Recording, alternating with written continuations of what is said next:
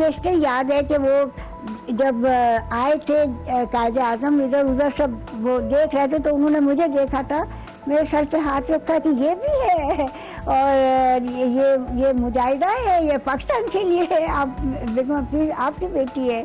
Miss जिना भी साथ थी, तो मिस जिना ने भी बेचारी ने मेरे सर पे हाथ रखा। मुझे ख्वाहिश थी कि मैं जितना पढ़ सकती हूँ पढ़ूँ। हर वक्त मुझे यही था कि मैं कोई बहुत बड़ी स्कॉलर निकलूँगी, मैं इकोनॉमिक्स के अंदर नई थियोरीज निकालूंगी। यू नो, एक फैसिनेशन होता है यंग एज के अंदर। मोहतरमा जुलेखा ज़ार के बचपन की यादों में हैदराबाद दक्कन का वो जलसा महफूज है जब कायद आज़म रहमतुल्लाह अलैह ने कमसिन जुलेखा के सर पर हाथ रखकर नन्ही मुजाहिदा कहकर पुकारा था, और कायद आज़म की जुबान से अदा किया हुआ नन्ही मुजाहिदा का ये लक़ब कातिबे तकदीर को इस कदर पसंद आया कि इस नन्ही मुजाहिदा जुलेखा ज़ार ने क़याम पाकिस्तान के बाद मुल्क की तामीर व तरक्की और मजदूर रोजगार की फराहमी में लाजवाल खिदमात पेश की। पाकिस्तान का सबसे पहला मैन पावर प्लान और plan for export of man power बनाने के एजाज़ात जुलेखा ज़ार के हिस्से में आए। यकीनन इन सारी कामयाबियों के पीछे जुलेखा ज़ार की अनथक मेहनत और बेशुमार कुर्बानियां पिन्हा हैं। जुलेखा ज़ार की जिंदगी में तामीर और तरक्की की जानिब गामजन सफर कितना मेहनत तलब और दुश्वार गुजार था, आइए देखते हैं आज की गामजन एपिसोड में। मेरा नाम है मिसेस जुलेखा ज़ार।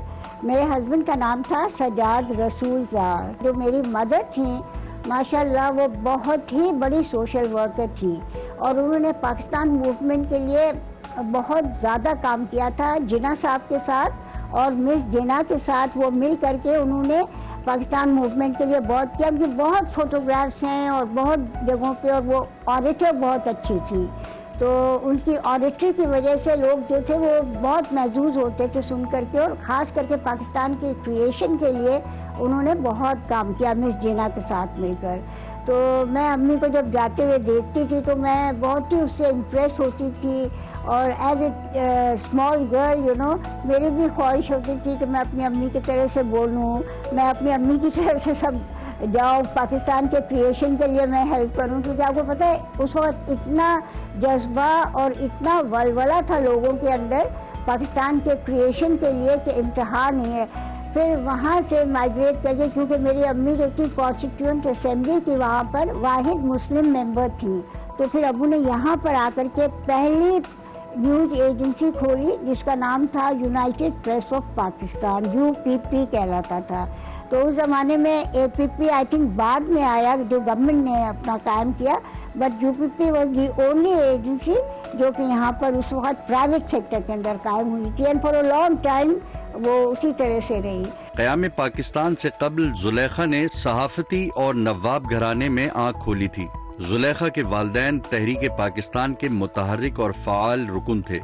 वालदा बेहतरीन मुकर्रिरा थी और मोहतरमा फातिमा जिना की दस्ते रास्त भी थी। क़याम पाकिस्तान के बाद 1949 में वालदा हैदराबाद दक्कन की दस्तूर साज असेंबली की रुकन थी।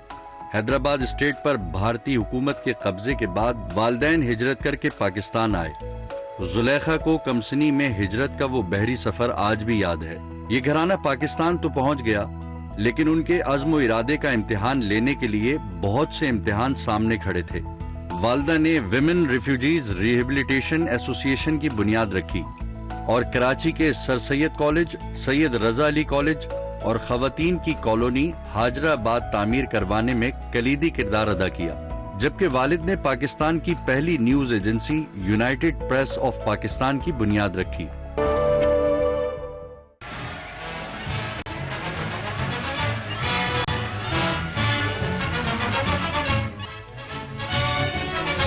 Sitting beside Lady Mountbatten was Mr. Jinnah's sister, Miss Fatima Jinnah. मुझे ख्वाहिश थी कि मैं जितना पढ़ सकती हूँ पढ़ूँ। हर वक्त मुझे यही था कि मैं कोई बहुत बड़ी स्कॉलर निकलूँगी, मैं इकोनॉमिक्स के अंदर नई थियोरीज निकालूँगी। यू नो, एक फैसिनेशन होता है यंग एज के अंदर। फिर मैंने इकोनॉमिक्स लिया, तो वो जो मेरी एक ख्वाहिश थी कि मैं कुछ बनूँ और मैं इकोनॉमिस्ट बनूँगी, बहुत बड़ी दुनिया के अंदर अपने लिए नाम पैदा करूँगी, केन्स को मैंने पीछे छोड़ दूँगी एंड ऑल दैट। तो बैठ के वो मास्टर्स किया मैंने। मास्टर्स करने के बाद मेरे जो बड़े भाई थे कुतुबुद्दीन अजीज़ भाई, उनके एक बहुत क्लोज फ्रेंड थे मेजर कैसर अली खान, वो डायरेक्टर जनरल हुआ करते थे उस ज़माने में। आपको पता है इतनी मिनिस्ट्रीज भी नहीं थी, इतने कोई ऑर्गेनाइजेशंस भी नहीं थे, थोड़े ही थे पाकिस्तान के अंदर। तो वो हेड करते थे एक नेशनल मैन पावर काउंसिल कहलाती थी। ये जितने मैन पावर प्लान्स थे और ये सब चीज़ें थी ना, तो वो उस वक्त काउंसिल में बना करती थी। फिर मैंने गवर्नमेंट के अंदर क्वालिफाई किया और मुझे याद है मेरी फर्स्ट जॉब जो थी वो रिसर्च ऑफिसर और एक नेशनल मैन पावर काउंसिल थी जो कि मैन पावर प्लानिंग से डील करती थी, उसमें मैं गई। ज़माने तालिब इल्मी में जुलेखा ने मौरूसी जहानत का भरपूर साथ दिया। नौजवानी से ही जुलेखा माहिर मईशत और इख्तिसादियात बनने की ख्वाहिशमंद थी। इस बिना पर इकनॉमिक्स में मास्टर्स किया। वालदैन का जज्बा हुब्बुल वतनी और मुल्क व मिल्लत की खिदमात घुट्टी में मिली थी, लिहाजा घर की मुआशी जरूरत न होने के बावजूद मुल्क व मिल्लत के लिए कुछ कर गुजरने की धुन में नेशनल मैन पावर काउंसिल में रिसर्च ऑफिसर की मुलाजमत इख्तियार कर ली। जब मैं गई तो मेरी उम्र बहुत छोटी थी, वहाँ पर सारे मर्द थे, मेरे डिपार्टमेंट में कोई औरत नहीं थी। फिर भी मैंने कहा कि नहीं कोई बात नहीं है, मैं फाइट करूँगी। You know I was always a fighter. मैं हमेशा मुझे होता कि नहीं कोई भी चीज़ जो मैं चाहती हूँ अचीव करना मैं ज़रूर करूँगी, नो मैटर व्हाट हैपन्स। और आप बिलीव करिए कि मैंने सारी फाइलें पढ़नी शुरू की, मैंने और किताबों को कंसल्ट करना शुरू किया एंड थैंक गॉड उसकी वजह से मुझे बहुत ज़्यादा इंफॉर्मेशन मिल गई। फिर ये था कि जितने पाकिस्तान के अंदर सेमिनार्स होते थे, हमारे यहाँ जितनी कॉन्फ्रेंसेस होती थी, वर्कशॉप्स होती थी, उन सारों में मुझे बुलाया जाता था कि आप पेपर प्रेजेंट करिए। तो मैं जाती थी, जाके डिफरेंट एस्पेक्ट्स पे, मैन पावर प्लानिंग के ऊपर, मैन पावर डेवलपमेंट के ऊपर, मैन पावर यूटिलाइजेशन के ऊपर, ब्रॉड एरियाज में बात कर रही हूँ। उसके बाद फॉरेन एम्प्लॉयमेंट और इन सब चीज़ों के ऊपर वो जाके मैं लेक्चर्स भी देती थी, टॉक्स भी करती थी, सेमिनार्स को अटेंड करती थी। उस ज़माने में क्योंकि लेडीज़ ज़्यादा काम नहीं करती थी ना, तो मुझे इतना याद है कि मेरे ऑफिस में जितने वो मेरे मेल कॉलीग्स थे या जो मेल ऑफिसर्स थे, तो उनको बड़ा वो होता था कि ये क्या है, लड़की आ गई है। अभी भी मुझे एक कमेंट याद है कि ये चिट ऑफ अ गर्ल उन्होंने मुझे कहा, और ये इतना ऊपर जा रही है, why she going up so much तो वो अभी भी मेरे कान में गूंजता है। तो उससे मुझे और डिटर्मिनेशन हुआ कि नहीं, I am going to go up, मैं करूँगी ज़िंदगी में ऐसी चीज़ें जिससे कि मैं वो हूँ, मशहूर हूँ। मर्दों के डिपार्टमेंट में तन्हा जुलेखा उस जमाने की एक अछूती बात थी। जुलेखा को इब्तिदान मुश्किलात का सामना भी हुआ, लेकिन वालिदैन की तरबियत, एतमाद और जुलेखा की मजबूत शख्सियत ने काम कर दिखाया। और वो वक्त भी आया कि जुलेखा ने हर काम में इतनी महारत हासिल कर ली थी कि प्राइवेट और गवर्नमेंट इदारों से जब कहीं man power planning and development पर प्रेजेंटेशन दरकार होती तो ये काम जुलेखा के हिस्से में आता। बहैसियत खातून इतनी तेज रफ्तारी से तालीम और तरक्की पर हम असर मर्द भी हैरान थे। बहुत फैमिली में प्रेशर था, शादी होनी चाहिए, शादी होनी चाहिए। तो एक साहब थे, उनका नाम था सजाद रसूल ज़ार। तो वो जो थे वो हमारी फैमिली के एक सारे सब लोगों से मिलते मिलते रहते थे, बहुत आते थे घर के अंदर। तो उन्होंने कहीं मुझे देखा तो अब वो पीछे लग गए हमारे वालिद और वालदा के प्रपोजल भिजवाया। तो उनकी एक बड़ी बहन थी, वो रोज़ फ़ोन करती थी कि क्या आप लोगों ने क्या सोचा है जुलेखा का, क्या सोचा है, ये मेरा भाई है, मैं चाहती हूँ कि इसके साथ शादी हो जाए। मेरे हस्बैंड का नाम था सजाद रसूल ज़ार, वो आर्मी में थे, बट मेरी जब शादी हुई तो उन्होंने आर्मी छोड़ करके अपनी पहली उनको पता नहीं क्या शौक हुआ एकदम से कि फिल्म डिस्ट्रीब्यूशन उन्होंने स्टार्ट किया पाकिस्तान में। तो कोई एक इंडिया की पहली मूवी मंगाई, उसको किया तो उसका बहुत बिजनेस हुआ। तो उनको फिर शौक हो गया कि मैं और भी करूं, तो इसमें तो इतना पैसा है, आर्मी में मुझे क्या मिलेगा। तो आर्मी को छोड़ दिया, छोड़ करके इसी बिजनेस में आ गए थे। तो बहुत इंडियन मूवीज़ बहुत इम्पोर्ट की थी। तो somehow he gathered a lot of money and all that because of that. But ना मेरे अब्बू को वो चीज़ पसंद थी, ना ही मुझे पसंद थी। I didn't like it, क्योंकि आपको पता है फिर सारी लड़कियाँ और एक्ट्रेसेस और ये सारी वो आके हर वक्त मेरे हस्बैंड के साथ कभी बात कर रही है, कभी कुछ कर रही है। मैं कहती थी ये क्या है भाई, why do you get so many girls here, why do you get so many men here, तो I mean women here। तो बेचारे सजाद मुझे हमेशा कहा करते थे कि भाई that's my profession, I have to meet them, you know, मैं डिस्ट्रीब्यूशन करता हूँ मूवीज़ का। तो ये शुरू ज़माना था, बट मैं अपने हस्बैंड के पीछे लग गई। मैंने कहा कि नहीं, please you know leave this job, I don't like it. फिर उन्होंने अपनी उस ज़माने में एक ही ट्रैवलिंग एजेंसी थी कराची के अंदर, I think it was called Cox and Kings, और एक और कोई थी, 2 ट्रैवलिंग एजेंसीज थी। फिर मेरे हस्बैंड ने पहली ट्रैवलिंग एजेंसी प्राइवेट सेक्टर के अंदर यहाँ खोली, जिसका के नाम था पाक ट्रैवल। जुलेखा हर मैदान में कामयाबी के झंडे गाड़ रही थी, लेकिन इस जमाने में लड़कियों की शादियां कम उम्री में हो जाया करती थी। उसी जमाने में सज्जाद रसूल जार की जानिब से जुलेखा के लिए रिश्ता आया, तो वालिदैन ने बाहमी मशावरत से शादी तय कर दी। शादी के बाद ससुराल की तरफ से मुश्किलात का शदीद सामना हुआ। ससुराल के दकियानूसी तसव्वुरात और जुलेखा जार की रोशन ख्याली का जबरदस्त टकराव हुआ। सबसे बड़ा इतराज मुलाजमत पर उठाया गया था, लेकिन जुलेखा जार ने शौहर का एतमाद जीत कर मुलाजमत बदस्तूर जारी रखी। दूसरी तरफ जुलेखा के शौहर सज्जाद रसूल जार फिल्म डिस्ट्रीब्यूशन के बिजनेस से वाबस्ता हुए, तो उनके इर्द गिर्द अदाकाराओं की आमदोरफ्त जुलेखा और उनके वालिदैन को पसंद न आई।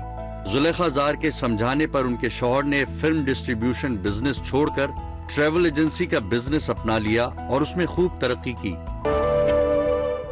तो जो सबसे पहला जो था मैन पावर प्लान, वो बेसिकली मैंने बनाया, क्योंकि उस वक्त कोई इतनी एक्सपर्टीज मैन पावर की फील्ड के अंदर पाकिस्तान के अंदर नहीं थी। मैं ही थी, मैं हेड कर रही थी नेशनल मैन पावर काउंसिल को, और बहुत यंग थी मैं उस ज़माने में, लेकिन क्योंकि इतनी मुझ में थी वाकफियत, मैं पेरिस गई थी, जैसे आपको मैंने बताया कि वहाँ मैंने ट्रेनिंग हासिल की थी।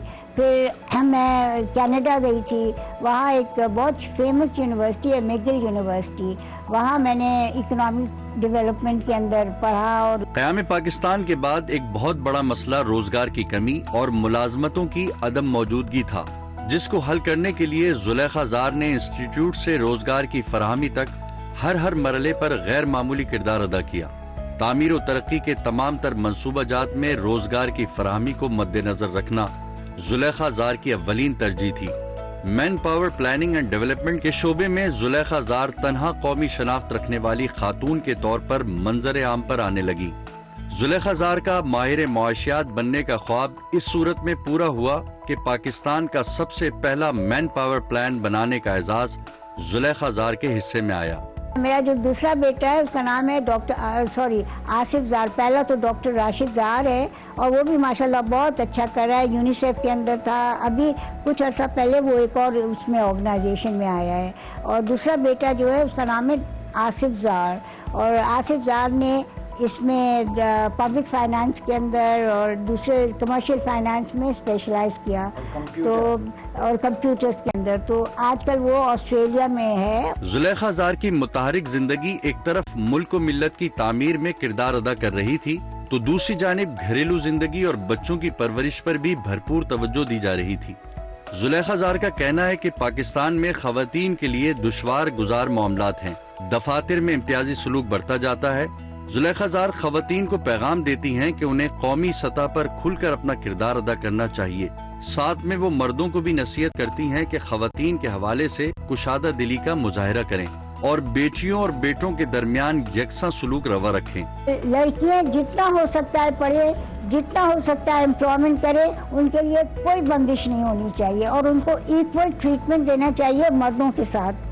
और आप लोगों की बड़ी मशकूर हूँ, आप लोग आए, आप लोगों ने मुझसे पूछा, ये मेरे आइडियाज़ हैं, एंड आई होप कि पाकिस्तान में हर लड़की इससे बेनिफिट करेगी, और हमारी औरतें जो है जो इस वक्त थोड़ी पसमानदा है वो बहुत ऊंची जाएंगी, क्योंकि टैलेंट उनमें बहुत है, उनमें एजुकेशन बहुत है, यूटिलाइजेशन नहीं होता है उस चीज़ का। जुलेखा जार की शख्सियत और उनकी जिंदगी हर उस शख्स के लिए एक जीती जागती मिसाल है जो अपने इर्द गिर्द के नाहमवार और नामसाइद हालात में रहकर कुछ गैर मामूली किरदार अदा करने का अज़्म और इरादा रखते हैं।